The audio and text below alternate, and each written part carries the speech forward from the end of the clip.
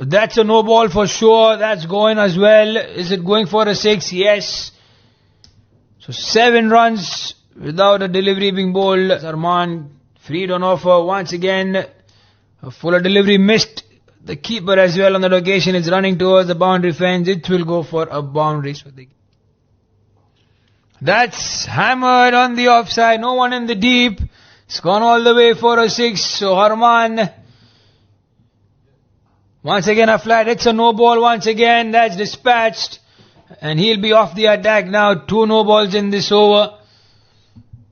And a very, very expensive one indeed. He completes his half century with that. It was not a no ball off the waist. Front foot one indeed. So reason he continues. But the free hit here is going over the dugout.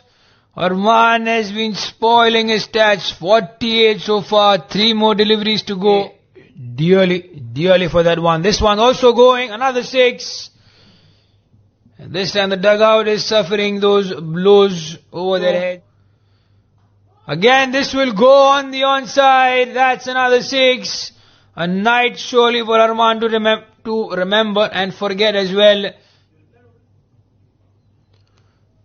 Got his bat to it. It would have been a wide nonetheless. Finishing off with a 4.